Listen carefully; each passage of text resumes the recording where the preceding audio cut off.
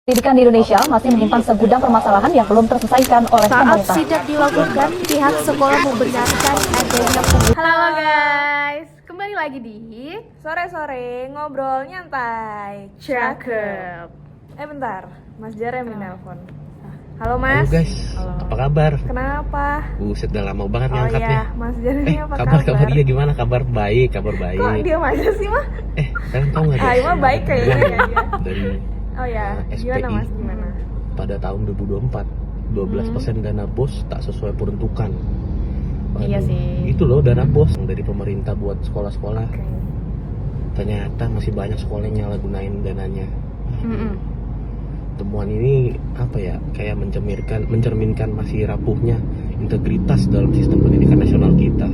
Modus penyelewengan pun beragam, mulai dari pemotongan dana hingga praktik nepotisme dan laporan fiktif.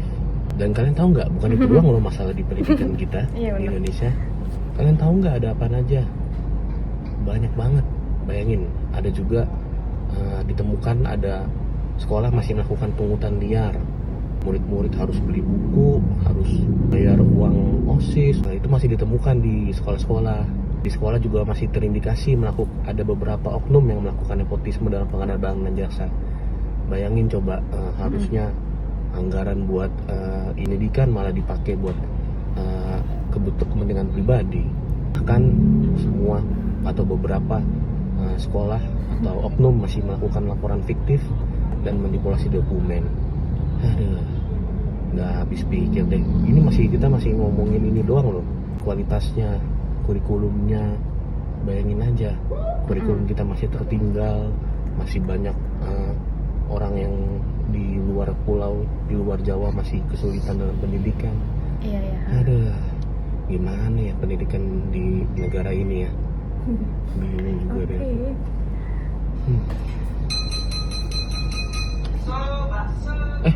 Bakso, aku mau. Ada bakso ya? Mau dong, aku mau bakso dong. Oh iya Mas. Udah dulu Iya, guys ya. nggak apa-apa. Mau makan Oke, bakso makasih dulu ya, nih. Mas, ya. Ikutin nggak? Udah Mas Jeremy. Oke, Dadah. bye bye. Bakso dulu ya. Tadi itu menarik nggak sih topiknya? Menarik nggak sih? Iya, menarik sih. Jujur menarik. Iya guys. Kalau misalnya kita bahas bareng teman-teman yang lain gimana ya? Panggil mereka kali ya. Setuju. Kita ajak Hmm. biar ngobrolnya rame-rame. Betul. Oke. Halo, kita udah rame-rame nih. Kita kembali lagi di sore-sore nyantai ngobrol. Cakep. Cakep. Nah, kita kenalan dulu kali ya, Mah. Boleh. Mungkin aku kenalin dulu kali ya teman-teman yang udah hadir pada saat ini. Pertama ada Mbak Lili, ada Mas Kevin. Lanjut. Terus kita juga ngajak Mbak Intan dan Mas Wandi. Nah, jadi guys, tadi itu kita dikasih sebuah insight oleh Mas Jeremy tentang tentang kebijakan tentang pendidikan di Indonesia. Kayak isinya tuh banyak banget nggak sih? Iya, setuju banget. Kayak gitu deh. Nah, Oke. biar lebih Mungkin biar lebih ada pandangan lain kali ya dari teman-teman di sini yang pastinya punya pandangan sendiri mengenai Iya. isu-isu pendidikan ini. jadi kita coba tanya deh ke teman-teman tentang tadi kan udah dibahas nih kebijakannya tuh masih gimana gitu kan di Indonesia. Mungkin dari teman-teman mungkin dari segi teknisnya gitu. Menurutku sih kayak banyak ya minusnya di pendidikan itu. Cuman mungkin yang bisa aku bahas di sini salah satunya tuh di sarana dan prasarana sebenarnya. Jadi untuk information aja ya, hampir 120.000 sekolah itu yang standarnya tidak terpenuhi untuk prasarana dan sarananya, karena masih banyak nih sekolah-sekolah yang gentengnya bocor, meja dan bangku sekolahnya itu jelek, rusak, patah dan segala macam hal itu.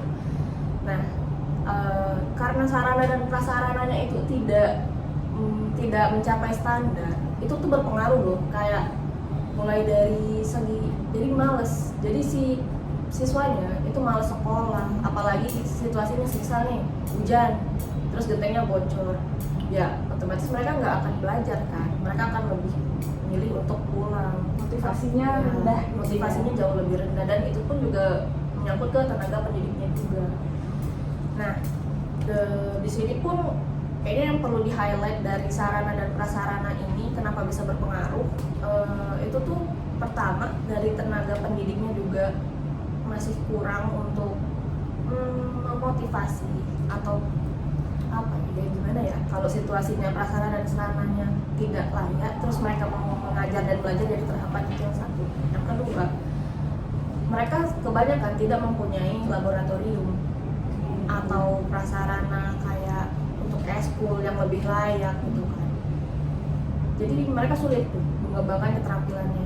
Ya kalau Dan nggak nyaman juga iya. jadinya harus. Iya betul. Masa iya kita harus main kasti di lapangan rumah orang, itu kan mengganggu ya. Nanti pecah sih. Iya, Iya. Timbul masalah baru. Itu masalah baru. Iya. Nah, yang terakhir mungkin yang perlu di-highlight adalah meratakan kesempatan pendidikan.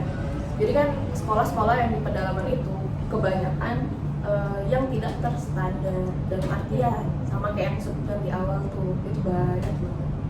Mungkin bisa dilanjut oleh si Mbak Intan ya, karena kayaknya Mbak Intan udah tahu nih mau kemana nih arahnya. Iya, menurut saya sih ya, selain yang tadi Mbak sebutkan, akses ke sarana pendidikannya pun sulit kan. Ada beberapa daerah tertinggal yang untuk menuju sekolahnya pun susah gitu.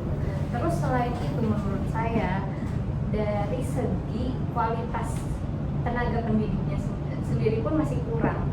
Jadi menurut data dari PISA itu hanya sekitar 50% tenaga pendidik di Indonesia yang tersertifikasi.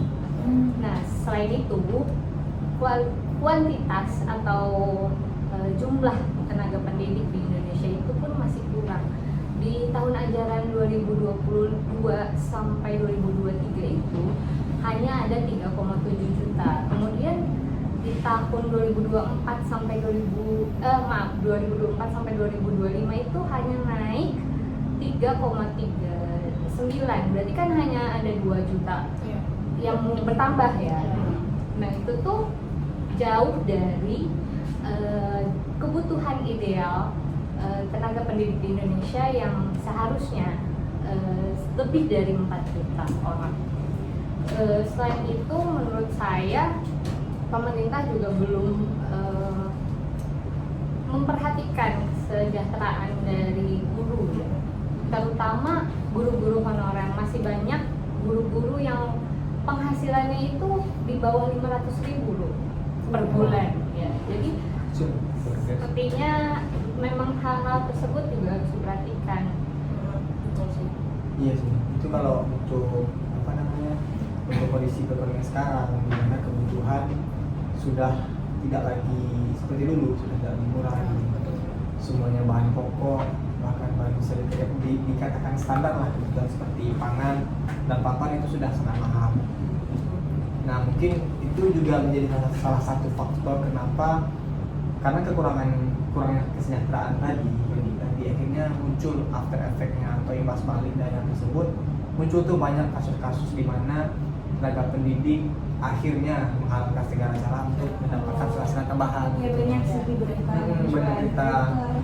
Jadi kayak contoh simpel kayak ada kasus di SMA Negeri 1 Ketapang 2025 terkait penyalahgunaan kekuasaan termasuk dalam penerimaan mahasiswa nih.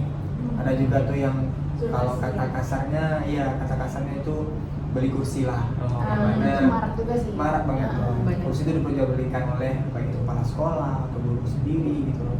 Memang sebenarnya seharusnya kursinya diperuntukkan bagi yang lebih layak, atau kalau sekarang kan pemerintah menerapkan zonasi tuh, jadi seharusnya kan anak-anak yang berada di zonanya, tapi karena ada celah bagi guru atau tenaga pendidik lainnya untuk mendapatkan penghasilan tambahan, akhirnya kursinya diperjualbelikan dan yang harusnya mendapat hak jadinya nggak dapat gitu.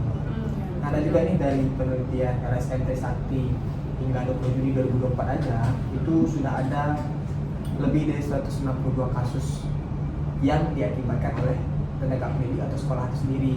Itu macam-macam tuh, ada tipu-tipu, pemalakan, pemungutan dana yang contoh kayak iming-imingnya dana untuk apalah, untuk acara, untuk ini itu segala macam. Teman-teman juga mungkin ngerasain tuh, ada dana perpisahan lah, atau bahkan cuma untuk beli buku, beli baju yang sebenarnya kadang kalau kita beli di pasaran harganya jauh beda loh gitu. Dan bahkan kadang dari beberapa pernyataan wali murid atau bahkan murid sendiri itu dipaksakan oleh gurunya. Nanti dibilang lah kayak kalau nggak beli nilainya jadi rendah, itu segala macam, diancam bener, diancam. Jadinya kayak kasusnya udah ke arah pemerasan.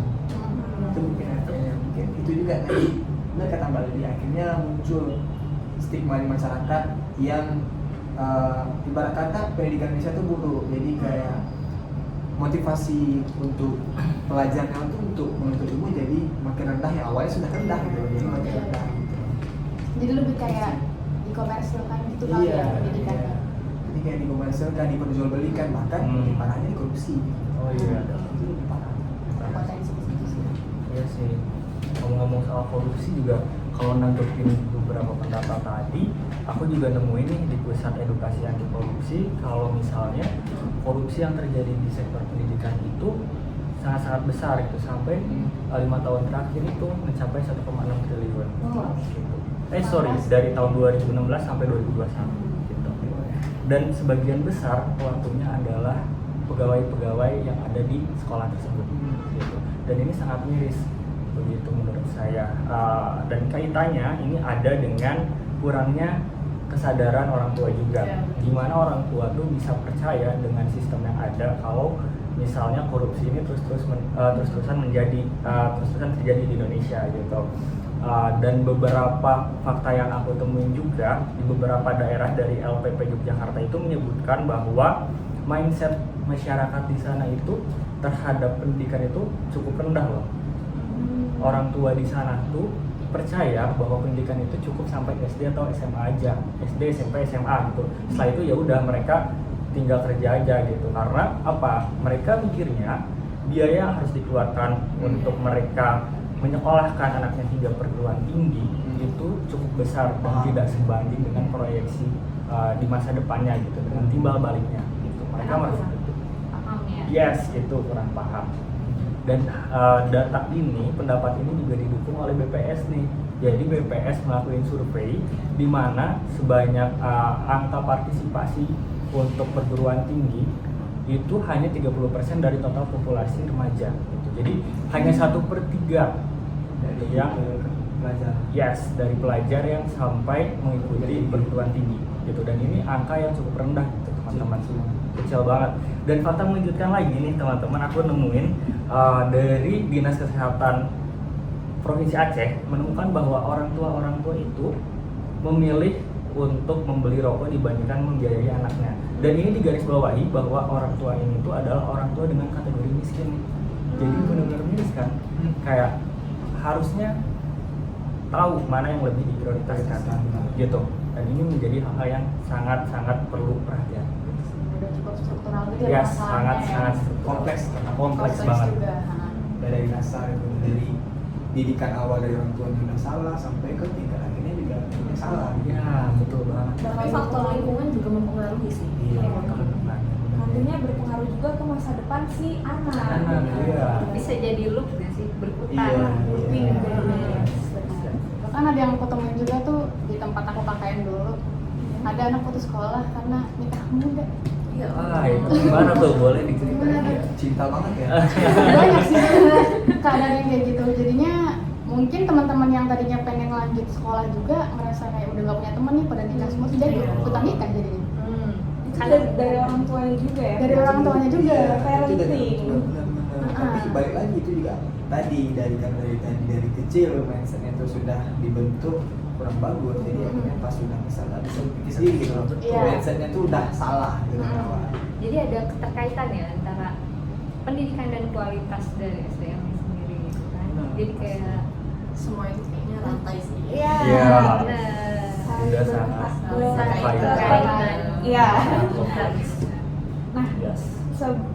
daripada kita takutnya pembahasannya jadi ngalor ngidul kemana-mana,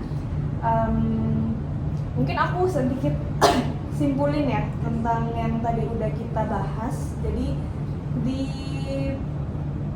segi teknis itu masuk ke bagiannya pemerintah ya, government, dimana yang bisa aku simpulin itu sekolah-sekolah yang nggak memenuhi standar itu nantinya akan berpengaruh terhadap proses belajar, kemudian motivasi pengajarnya juga, kenyamanannya segala macam, dan ujungnya kesempatan buat pendidikan merata, pemerataan pendidikan itu jadinya rendah di Indonesia. Terus tadi yang dibahas juga ya sama Mbak Intan terkait tenaga pendidik atau akademisinya itu apa ya, mereka tuh punya kualitas, kuantitas dan motivasi untuk mengajarnya tuh kurang, bener ya Mbak? Nah terus kalau melihat fakta di lapangan, kesejahteraan si akademisi ini juga rendah banget gitu ya. Ini berkaitan sama gaji guru. Terus ada apa lagi Mas? Dari gaji guru tadi mungkin berkaitan juga langsung ya dengan komersil dari sekolah-sekolah. Jadi mungkin para guru itu merasa bahwa pendapatan yang mereka dapatkan itu sangat-sangat kurang dan mungkin nggak cukup untuk menghidupi kehidupan dia dan keluarganya gitu. Nah hal ini berujung kepada ada penyalahgunaan kekuasaan pada guru sih biasanya. Bisa ada pemerasan, pengancaman demi keuntungan diri sendiri yang bisa jadi juga berujung kepada korupsi. Nah selain itu untuk isu-isu pendidikan ini juga mungkin ada pengaruhnya juga tentang paradigma masyarakat. Jadi di masyarakat ini sendiri itu belum ada kesadaran yang tinggi mengenai pentingnya penerapan pendidikan dan investasinya untuk masa yang akan datang. Mungkin dari hal-hal yang tadi ada beberapa solusi ya. Iya, harus ada ya. Harus ada. Kira-kira apa nih solusinya? Kalau Jadi bisa gitu. Pendidikan Indonesia bisa diperbaiki. Kita harus optimis. Iya, harus optimis. Iya. Iya, misalnya salah satunya kayak meningkatkan ini kan sih, lebih memperhatikan kesejahteraan guru, naikin gaji misalnya, Iya, itu itu bisa. pertama. Terus kayak lebih meningkatkan lagi sertifikasi untuk guru jadi kualitas. Tenaga pendidik. Iya, benar. Jadi solusinya itu bisa ini ya, kayak kemampuan dasar si guru gitu. Jadi mungkin solusi dari pemerintah yang bisa, kan kita sebagai CPNS nih, mungkin dari pemerintahnya bisa mengadakan kompetensi ya Pelatihan untuk kompetensi. kompetensi untuk para pendidik gitu ya. Sebenarnya udah ada sih. Nah, Ada namanya uji kompetensi guru. kompetensi Tapi guru. memang di 2021 itu masih menunjukkan hasil yang kurang baik. Jadi 81% guru di Indonesia itu tidak mencapai nilai minimum. Berarti itu yang perlu ditingkatkan. Jadi sebenarnya kita tahu pemerintah kita berupaya, cuma Iya. belum maksimal. Iya. Ya. Tadi. Terus solusi apa lagi ya? Kayaknya selain itu kayaknya perlu deh ada langkah-langkah langsung dari pemerintah untuk menyelesaikan permasalahan pendidikan itu. Pertama dilihat dari kondisi dari pendidikan di Indonesia itu seperti apa dulu. Kurangnya Mungkin- gimana gitu? Iya, mungkin di Indonesia ini pendidikannya belum semaju di luar negeri misalnya. Nah, jadi caranya itu adalah dengan mengatasi hal-hal dasarnya dulu. Jangan langsung lompat seperti keadaan pendidikan di luar negeri mungkin gitu. Itu akan Fondasinya jadi gitu lebih, ya. iya lebih Enggak sih, kayak Sesuai.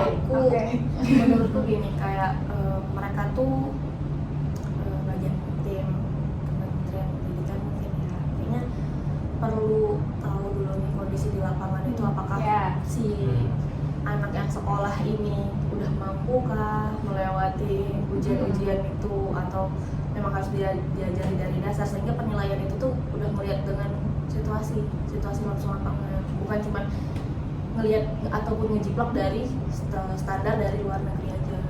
Terus tuh perlu diperhatiin juga area cakupannya ya kayak Iya.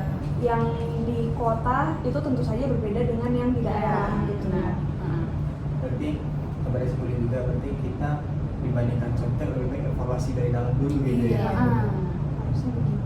Dimana bisa membangun kalau yang dalam pun rapuh. Betul. Jadi disesuaikan gitu ya. Situasi kita seperti apa. Jadi metode yang Tepat. kita ambil itu tepat gitu. Jadi dari dasarnya dulu baru ke hal yang kompleks kalau misalkan pendidikannya udah lebih baik. Udah kali ya? Udah nih. Udah mau maghrib deh kayaknya nih. Udah Kayaknya nih. Ayo cabut. Coba dulu ya. Iya. Oke, makasih Makasih Yuk. banyak ya teman-teman. Thank you so much. Ada linknya nih. Nanti ada di kita.